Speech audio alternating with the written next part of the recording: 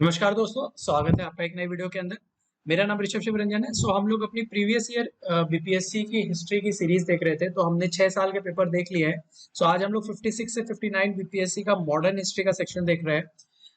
हमने 6 साल के देख लिए हैं पेपर। अगर आपने वो वीडियोस नहीं देखे हैं तो आप उसको जाके देख सकते हैं। प्लेलिस्ट में आपको हिस्ट्री का पूरा सेक्शन मिल जाएगा, उसके अंदर आप जाके देख सकते हैं। इनके सारे पीडीएफ भी मैं टेलीग्राम ग्रुप में शेयर करता हूं, तो अगर आपने वो कलेक्ट नहीं किया है तो वहां से जाके आप वो भी कलेक्ट कर सकते हैं। लिंक अगेन आपको डिस्क्रिप्शन में मिल जाएगा।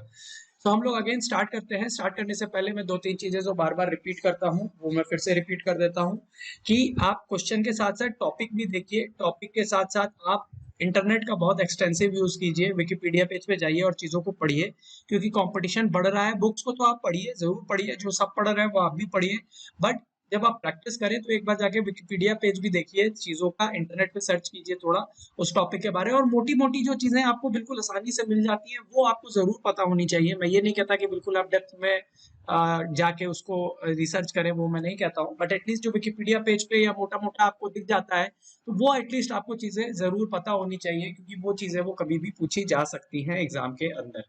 सेकेंड चीज मैं ये बोलना चाहता हूँ कि आप यूपीएससी के प्रीवियस ईयर के पेपर्स भी जरूर सॉल्व कीजिए, एंशिएंट मिडिएवल और मॉडर्न के हिस्ट्री सेक्शन के, क्योंकि उसमें से बहुत सारे question UPSC as it is BPSC के एग्जाम में आपको एज इट इज आ जाएगा। अदर स्टेट सर्विसेज भी अगर आप दे रहे हैं या कोई भी एग्जाम दे रहे हैं तो वहां पे भी वो लोग डायरेक्ट क्वेश्चन इससे उठाते हैं। तो ये एक चीज थी। और थर्ड चीज अगेन जो मैं बोलता हूँ, इजी और मीडियम क्वेश्चन गलत नहीं करने हैं। अगर वो आप नहीं गलत करेंगे आपका प्रीलिम्स एग्जाम निकल जाएगा। एक टफ क्वेश्चन आपको देख के आपको घबराना नहीं है। अगेन खूब सारा रिवीजन कीजिए और प्रैक्टिस कीजिए, आपका प्रीलिम्स नहीं रुकेगा। तो यहाँ पे हम लोग स्टार्ट करते हैं। अब आप देखिएगा कि क्योंकि हमारे 6 साल के पेपर हो गए तो मोटे मोटे आपको टॉपिक अब रिपीट होते हुए दिखेंगे। तो बार बार मैं वही कहूंगा कि टॉपिक्स को आप पकड़िए और टॉपिक को प्रिपेयर कीजिए। आपका प्रीवियस ईयर का पेपर करने का मोटिव यही होना चाहिए कि आप उससे पैटर्न पहचान सकें, तो वो इंपॉर्टेंट है। तो यहाँ पे हिमालयन ब्लंडर किसको कहा था गांधी जी ने अपने नॉन कॉपरेशन मूवमेंट के दौरान, किस इंसिडेंट के बाद कहा था? अगेन ये इजी क्वेश्चन है, चौरी चौरा, खेड़ा, नागपुर सत्याग्रह या राजकोट सत्याग्रह। तो अब जो है 56 से 59 में सिर्फ 4 ही ऑप्शन होते थे, उस समय 5 ऑप्शन नहीं आते थे। सो सिंपल आंसर है इसका, चौरी चौरा होगा। हिमालयन ब्लंडर उसको उसी को कहा था। तो अगेन मैंने बोला है गांधी जी और उससे रिलेटेड जितने भी मूवमेंट है वो इंपॉर्टेंट है। मैं आपको दिखाता भी आ रहा हूँ। तो ये एक सिंपल क्वेश्चन है, ये आपका गलत नहीं होना चाहिए था। अगेन जब आप पढ़ रहे हैं तो एक बार जाके विकिपीडिया पेज देख लीजिए, महात्मा गांधी का विकिपीडिया पेज देख लीजिए, नॉन कॉपरेशन मूवमेंट का विकिपीडिया पेज देख लीजिए, और वहां से आपको जो जो इंपॉर्टेंट पॉइंट मिलते हैं वो आप अपना लिख लीजिए। अगेन इसका एक बिहार का जो पार्ट होगा, क्योंकि नॉन कॉपरेशन मूवमेंट बिहार में भी चला था, तो वहां पे भी आप एक बार जाके बिहार से रिलेटेड जो पर्सनैलिटीज है उनका विकिपीडिया पेज देख लीजिए। वहां से आपको जो चीज मिलती है उसको अपना नोट कर लीजिए। तो इस तरीके से अगर आप तैयारी करेंगे तो ये आपको यूपीएससी में भी हेल्प करेगा और अदर स्टेट सिविल सर्विसेज में भी हेल्प करेगा। बुक्स तो आप पढ़ ही रहे हैं, घटना चक्र वगैरह तो सारे लोग पढ़ रहे हैं, वो बिल्कुल पढ़नी है, रिविजन भी करना है, बट अगर आप ये करिएगा तो आपको थोड़ा एज मिलता है दूसरों से और आप थोड़ा अच्छा कर सकते हैं। सेकंड क्वेश्चन की तरफ चलते हैं। यहाँ पे ये क्वेश्चन डिलीट किया गया था 56 से 59 में, बट फिर भी मैं आपको सिर्फ दिखा देना चाहता हूँ, क्योंकि जब प्रोविजनल आंसर की आई थी तो उसके अंदर जो है ए आंसर दिया गया था, बट फाइनल आंसर की में ये क्वेश्चन जो है डिलीट कर दिया गया था। तो मैं इसको रीड नहीं करूंगा, बट फिर भी मैं चाहता था कि आप लोग देख लें कि क्या क्वेश्चन पूछा गया है। अगेन नॉन कॉपरेशन से रिलेटेड क्वेश्चन था, बिहार से भी रिलेटेड था, तो इसलिए मैंने दिखा दिया है। बट ये ओवरऑल फाइनल आंसर की में ये क्वेश्चन डिलीट कर दिया गया था, तो हम लोग इसको रीड नहीं करेंगे, आप इसको पढ़ सकते हैं। मैं नेक्स्ट क्वेश्चन की तरफ बढ़ता हूँ। नेहरू रिपोर्ट के ऊपर अगेन क्वेश्चन है। जैसा मैंने बोला, आप देखेंगे आप टॉपिक रिपीट हो रहे हैं, पहले भी इससे क्वेश्चन आ चुके हैं, ये क्वेश्चन रिपीट होते जाएंगे। तो किस कमेटी के अंदर बना था और इसकी चेयरमैनशिप किसके अंडर थी, ये क्वेश्चन पूछा गया है। तो अगेन मान लीजिए आपको नहीं भी पता है, मैं अगर अज्यूम कर लेता हूँ कि अगर आपको आंसर नहीं भी पता है, तो अगर हम वो ट्रिक लगाएं जो मैंने आपको बोला था कि दो अगर सिमिलर ऑप्शन है तो वहां पे वो दोनों में से ही आंसर होंगे। अब यहाँ पे आप, क्योंकि आपको पहला ऑप्शन दिख रहा है या तो जवाहरलाल नेहरू है या तो मोतीलाल नेहरू है, तो यहाँ पे आप जो इजीली बता सकते हैं कि इन्हीं दोनों में से, क्योंकि दोनों में आंसर दिए हुए A B C D. But अगर दूसरा वाला पार्ट देखें तो भारत में संवैधानिक व्यवस्थाएं या कॉन्स्टिट्यूशनल अरेंजमेंट्स इन इंडिया दूसरे ऑप्शन में है, तो आप इजीली कह सकते हैं कि सी या डी में से ही आंसर होगा, ए या बी में से नहीं होगा। तो अगर आपने थोड़ा भी अगर फिर नेहरू रिपोर्ट पढ़ा होगा तो इजीली आप बता सकते हैं कि इसका आंसर सी होगा। तो आप यहाँ पे इजीली इस ट्रिक को लगा के भी सॉल्व कर सकते हैं। वैसे तो ये एक इजी क्वेश्चन है, इसके अंदर ये ट्रिक लगाने की जरूरत नहीं पड़नी चाहिए थी, क्योंकि आपको ये हर जगह मिलता है, तो ये एक इजी क्वेश्चन में काउंट होगा। अगेन ये गलत नहीं होना चाहिए था। राउंड टेबल कॉन्फ्रेंस पे आ जाते हैं। अगेन जैसे मैंने बोला, राउंड टेबल कॉन्फ्रेंस से पहले भी मैंने आपको बहुत सारे क्वेश्चंस बताए हुए हैं कि किस आदमी किन किन व्यक्तियों ने तीनों राउंड टेबल कॉन्फ्रेंस अटेंड की थी, बिहार के कौन से प्रतिष्ठित व्यक्ति थे, कहाँ से थे, और उसके बाद भी रिलेटेड जो राउंड टेबल कॉन्फ्रेंस है तीनों, first second third round table conference, आप मुझे कमेंट सेक्शन में बताइए राउंड टेबल कॉन्फ्रेंस की ही क्यों गई थी, मतलब उसकी जरूरत ही क्यों थी। तो ये आप थोड़ा मुझे जरूर बताइए कि राउंड टेबल कॉन्फ्रेंस जो हुई थी ये फर्स्ट सेकंड थर्ड, ये क्यों की गई थी। ये आप थोड़ा मुझे बताइए, जो कमेंट सेक्शन के अंदर आप मुझे जरूर बताइए कि क्यों की गई थी राउंड टेबल कॉन्फ्रेंस। अगेन जैसे मैंने बोला है कि टॉपिक रिपीट होते हैं, अब अगर आप देखते जाइएगा कि आप जैसे हम लोग पीछे जाते जाएंगे आप देखेंगे सिमिलर टाइप के टॉपिक और सिमिलर नाम आपको बार बार दिखेंगे, मैं बार बार हाईलाइट करता रहूंगा। वही चीज हमारी सीखने की है कि टॉपिक हम कैसे पकड़े और क्वेश्चन को कैसे कैसे हम लोग रिवाइज कर सके। तो अगेन यहाँ पे आंसर इजिली थर्ड हो जाएगा, यहाँ पे ये इजी क्वेश्चन है, 1932 में थर्ड हुआ था। तो अगेन मैं कहूंगा कि इसका आप विकिपीडिया पेज पे जरूर जाइए और पढ़िए, और अगेन मुझे कमेंट सेक्शन में जरूर बताइएगा कि ये राउंड टेबल कॉन्फ्रेंस क्यों हुई थी। उसी तरीके से आप नेहरू रिपोर्ट भी क्यों बनाई गई थी, क्यों ऐसा जरूरत पड़ी थी नेहरू रिपोर्ट बनाने की, वो भी आप मुझे कमेंट सेक्शन में जरूर बनाइए, क्यों बनाया गया था नेहरू रिपोर्ट। तो ये भी आप मुझे कमेंट सेक्शन में जरूर बताइएगा। पूर्ण स्वराज पे आ जाते हैं कि who raise the demand for complete independence for the first time in 1921। तो ये क्वेश्चन है। Again complete independence, Purna Swaraj Congress session से रिलेटेड है, और किसने सबसे पहले बार उठाई थी, ये भी एक बहुत इंपॉर्टेंट क्वेश्चन है, यूपीएससी में भी आ चुका है, अदर स्टेट सिविल सर्विसेज में भी आपको मिलता है, हर बुक में ये चीज इजिली से मिलती है। तो ये क्वेश्चन आपका गलत नहीं होना चाहिए था। तो इसका आंसर है मौलाना हसरत मोहानी, यहाँ पे मोहन लिखा हुआ है तो ये थोड़ा मिसप्रिंट है, तो यहाँ मोहानी होगा। सो यहाँ पे ये एक इजी क्वेश्चन है। उसी तरीके से अगर आप पूर्ण स्वराज के भी विकिपीडिया पेज पे जाइए और उसके बारे में भी पढ़िए कि क्या था, इंपॉर्टेंट चीजें जो है बुक में तो आपको मिलती हैं, बट अगेन ये क्यूरियोसिटी हमेशा रखिए। अगर आपको एग्जाम देना है तो सिर्फ बुक के भरोसे मत बैठिए, बुक पढ़ना है, मैंने ये मैंने कभी नहीं बोला है कि बुक नहीं पढ़ना है, बट बुक के अलावा भी थोड़ा एज आपको रखना चाहिए, उस टॉपिक से रिलेटेड जो जो इंपॉर्टेंट है वो आपको जरूर बताना चाहिए। तो ये मुझे आप कमेंट सेक्शन में बताइए कि किस इंसान ने झंडा फहराया था जो है पूर्ण स्वराज के दौरान में, और किस जगह पे फहराया था और किस नदी के किनारे फहराया था, ये मुझे आप जरूर कमेंट सेक्शन में बताइए। तो ये एक इम्पोर्टेंट चीज है जो पूछी जा सकती है या पूछी हुई है भी है, तो आप मुझे जरूर बताइए। तो इस टाइप से है, ये टॉपिक इंपॉर्टेंट है पूर्ण स्वराज का, आपको ये जरूर पता रहना चाहिए। सो यहाँ पे ये बताना था कि कम्युनिस्ट पार्टी ऑफ इंडिया और राष्ट्रीय स्वयंसेवक संघ रेस्पेक्टिवली किस साल में बनाए गए थे, ये आपको ये आपको ऑप्शंस में बताना था। अगेन हम लोग यहाँ पे अगर लॉजिक लगाए, जो मैंने वो ट्रिक बताई थी, तो यहाँ पे आप देख सकते हैं दो ऑप्शन में 1925 है, तो इजिली आप ए और डी को एलिमिनेट कर सकते हैं। तो ऑप्शंस आपके बी या सी में से ही कोई करेक्ट होगा, जो मैंने आपको बार बार ये लॉजिक बताया हुआ है, जो भी लोग मुझे फॉलो कर रहे हैं वो ये चीज जानते होंगे। एक बिहार वाला भी मैंने लॉजिक बताया हुआ था कि आपको जब बहुत सारे स्टेट्स का नाम दिखे और बिहार भी उसके अंदर दिखे तो आप वहां पे, अगर आपको नहीं आता है तो, अगेन ये सब ट्रिक्स आपको जब लगानी है जब आपको नहीं आता है। तो यहाँ पे भी इजिली हम कह सकते हैं कि 1925 बी या सी में से आंसर होगा। तो इजिली आप कम्युनिस्ट पार्टी ऑफ इंडिया का देख सकते हैं, राष्ट्रीय स्वयंसेवक संघ का देख सकते हैं। तो यहाँ पे अगर आपको थोड़ा भी आइडिया होगा तो आप इजिली भी बता सकते हैं, लेकिन अगर नहीं भी पता है तो एटलीस्ट आपका 50-50 वाला चांस हो जाता है। अगेन कुछ नहीं, ब्लाइंडली मारने से तो बेटर है कि अगर थोड़ा लॉजिक लगा के मारे तो वो चीज बेटर होती है। अगेन आगे बढ़ते हैं। एक्ट ड्यूरिंग ब्रिटिश रूल, जो जितने भी जो एक्ट थे किस साल में रेगुलेटिंग एक्ट पास किया गया था। अगेन ये वेरी सिंपल क्वेश्चन है, ये तो हर बुक में मिलता है, सब लोग इसको पढ़ते ही है, स्ट्रेट फॉरवर्ड क्वेश्चन है। बट यहाँ सीखने की चीज क्या है कि एक्ट्स ड्यूरिंग ब्रिटिश रूल जो है एक इंपॉर्टेंट टॉपिक है, उससे क्वेश्चंस पूछे जाते हैं। तो अगेन यहाँ पे प्रैक्टिस करने के लिए आप जो है घटना चक्र में जो एक्ट वाला जो टॉपिक है वो उससे कर सकते हैं, और पॉलिटी वाली जो घटना चक्र है उसके अंदर भी एक्ट से रिलेटेड क्वेश्चंस का एक पूरा चैप्टर है, तो उसको भी आप सॉल्व कर सकते हैं। डेफिनेटली आप जो है आप पॉलिटी वाली में भी पढ़ते होंगे एक्ट वाला पूरा चैप्टर, तो आपके सारे प्रोविजंस भी आपको क्लियर होने चाहिए। तो ये चीज इंपॉर्टेंट है। अगेन इसका आंसर 1773 है। तो आपको क्वेश्चन सिर्फ नहीं देखना है, आपको देखना है आगे अब क्या आ सकता है, क्योंकि अब कंपटीशन बढ़ रहा है, तो बीपीएससी अब एक लेवल आगे जाएगा, पेपर थोड़ा टफ आएगा, अब इतना आसान नहीं आएगा, क्योंकि ये जब क्वेश्चन आते थे तो उस समय कंपटीशन उतना नहीं था, इसलिए स्ट्रेट फॉरवर्ड क्वेश्चन आते थे। बट अब आपको इससे ये सीखना है कि टॉपिक आप पकड़िए, और उस टॉपिक के अंदर अभी भी आप देखेंगे कि टॉपिक सिमिलर ही पूछे जा रहे हैं, ऐसा नहीं है कि टॉपिक उन्होंने अलग पूछा है। बट अब जैसे जैसे वो आगे बढ़े थे तो वो थोड़ा डेप्थ में जाते जा रहे थे, तो इसी तरीके से हमें क्या करना है, टॉपिक पकड़ना है और उसको डेप्थ में थोड़ा पढ़ लेना है। बिहार वाला सेक्शन भी हमें पता होना चाहिए, इंडिया लेवल भी पता होना चाहिए। तो अगेन वो तरीका मैंने आपको ऑलरेडी आपको सारी चीजें बता दी है। So governor general viceroy, again मैंने बोला था ये इंपॉर्टेंट टॉपिक है, सिंपल क्वेश्चन है। गवर्नर जनरल इंडिया के 1857 में कौन थे? स्ट्रेट फॉरवर्ड क्वेश्चन है, वेलेस्ली, डलहौजी, कैनिंग और मिंटो। तो यहाँ पे कुछ बताने का भी नहीं है इसके अंदर, तो स्ट्रेट फॉरवर्ड क्वेश्चन है, लॉर्ड कैनिंग, ये सबको पता होता है। यहाँ पे इजीली आप इसको सही कर सकते थे, ये गलत होने लायक क्वेश्चन नहीं था, बिल्कुल आपका ये सही होना चाहिए था। अगेन गवर्नर जनरल और वॉइसरॉय और इंपॉर्टेंट पीपल से रिलेटेड क्वेश्चंस आते रहते हैं, मैंने ऑलरेडी आपको दिखाया हुआ है। तो अगेन मैंने पहले भी बोला है जैसे कि आप इनसे रिलेटेड जितने भी इंपॉर्टेंट है, आप जैसे लॉर्ड कैनिंग के बहुत इंपॉर्टेंट है, डलहौजी बहुत इंपॉर्टेंट है, वेलेस्ले बहुत इंपॉर्टेंट है, इनसे रिलेटेड क्वेश्चन बीपीएससी में आते रहते हैं। तो सारे गवर्नर वाइसरॉय तो आपको पढ़ना ही है, बट उसके अंदर भी जो नाम बीपीएससी में बार बार आ रहे हैं उनको थोड़ा आपको और डेप्थ में पढ़ना है, उनके बारे में आपको थोड़ा और अच्छे से जानना है। तो वो आप कैसे कर सकते हैं? आगे इन लोगों के बारे में आप जो है इनके विकिपीडिया पेज पे जाइए और उनसे अच्छे से पढ़िए और इनके बारे में थोड़ा सर्च कर लीजिए। तो अगेन ये तरीका अगर आप फॉलो करेंगे तो आपको ज्यादा फायदा होगा, आपको थोड़ा दूसरों से एज मिलेगा। अगेन हम लोग आगे बढ़ते हैं। स्वदेशी मूवमेंट जो है पार्टीशन ऑफ बंगाल के बाद कौन सा आंदोलन शुरू हुआ था? अगेन मैंने ये बोला हुआ है कि बहुत इंपॉर्टेंट है स्वदेशी मूवमेंट और partition of Bengal.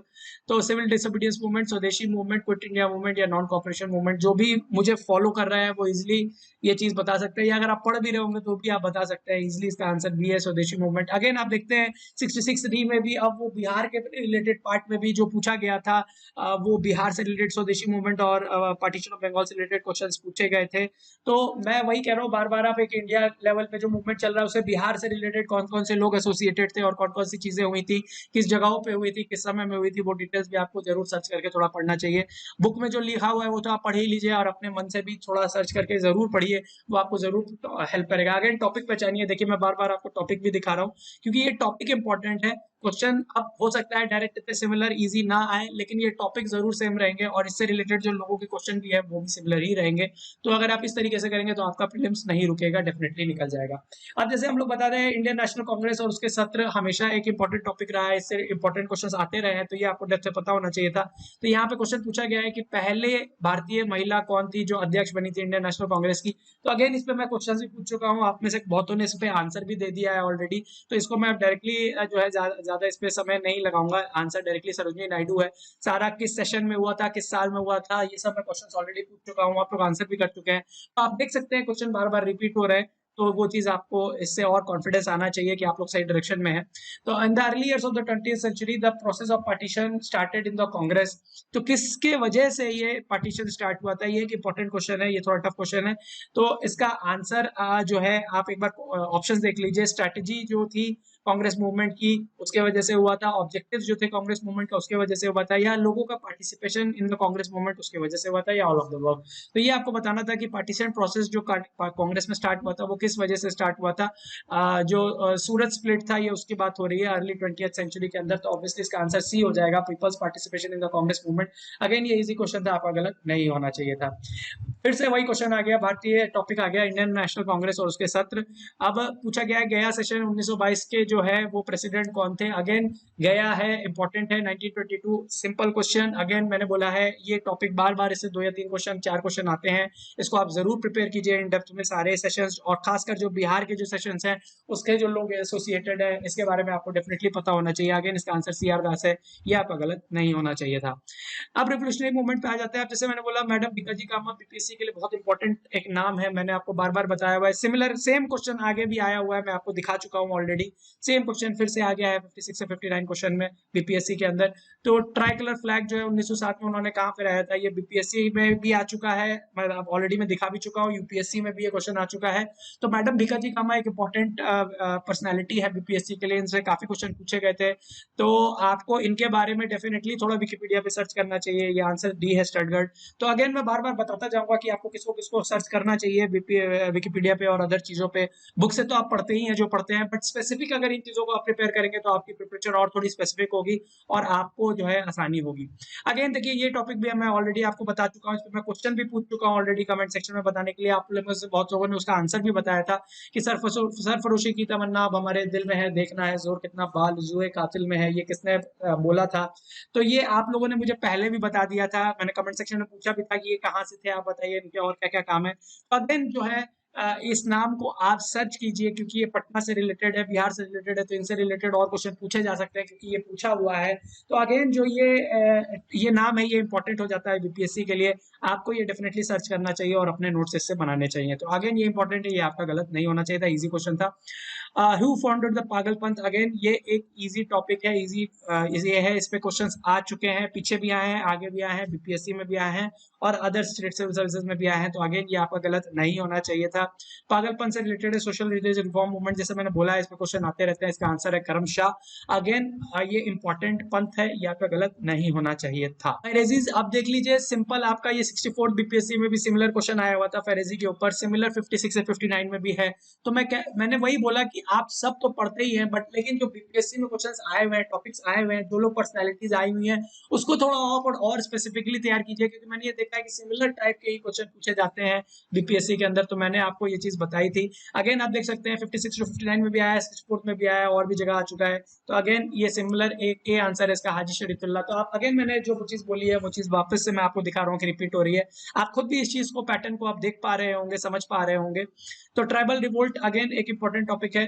Ramoshi rebellion कहाँ पे हुआ था? अगेन ये रामोसी रिबेलियन इंपॉर्टेंट हो गया। तो अब ये रामोसी रिबेलियन क्यों हुआ था, इसके लीडर्स कौन थे, ये किस जगह पे हुआ था, किस समय में हुआ था, कौन कौन से लोग इन्वॉल्व थे, ये आपको डेफिनेटली पता होना चाहिए, क्योंकि ये आगे भी आ सकता है, क्योंकि ये आ चुका है। तो डेफिनेटली आपको इसको प्रिपेयर करना चाहिए। इसका आंसर है वेस्टर्न घाट्स, ये आपका गलत नहीं होना चाहिए। ये चीज आपको जो है प्रिपेयर करनी चाहिए। तो आगे बढ़ते हैं हम लोग। बाघेरा रेवेलियन कहाँ पे हुआ था, ये आपको बताना है। बाघेरा विद्रोह कहाँ हुआ था? अगेन ये भी मैं सिंपल क्वेश्चन पे काउंट करूंगा, क्योंकि ये हर जगह अवेलेबल होता है। अगेन इसका आंसर है बड़ौदा। ये क्वेश्चंस अगेन आपके गलत नहीं होने चाहिए। अगेन बार बार मैं बोल रहा हूँ, टॉपिक पकड़िए, उन टॉपिक जो पीपीएससी में आ चुके हैं। अब सिंपल आ जाए तो बहुत अच्छी बात है, बट अब मेरा उम्मीद है कि क्वेश्चन अब थोड़े वो, और उस टॉपिक वही रहेगा, बट उससे थोड़ा जो है डेप्थ में वो पूछ सकते हैं। तो डेफिनेटली आपको थोड़ा अच्छे से प्रिपेयर करना चाहिए। सिंपल आ जाए तो बहुत अच्छी बात है, वो इजिली आप कर लेंगे, बट अब थोड़ा और आपको डेप्थ में जाना चाहिए। तो ये प्रेस कंट्रोल जो मीडिया करने के लिए एक्ट जो पास किए गए थे, वो किन सालों में पास किए गए थे, वो आपको बताना है। तो यहाँ पे अगर मैं एक चीज दिखाना चाहता हूँ, जो अगर आप वो ट्रिक लगाते तो यहाँ पे आंसर आपका गलत आ जाएगा, जो मैंने आपको ट्रिक बताया हुआ। तो अगेन मैंने वो चीज बोली है आपको कि जब आपको क्वेश्चन आता हो आंसर, तब आपको वो ट्रिक नहीं लगाना है। डेफिनेटली अपने लॉजिक में पहले जाना है, अपने इन्फॉर्मेशन पे पहले जाना है। बट लेकिन अगर आपको कुछ नहीं आता हो तो तब आप वो लगा सकते हैं, क्योंकि जब आपको कुछ नहीं आता है तो फिर उस लॉजिक को लगाने में कोई आपका नुकसान नहीं होने वाला है।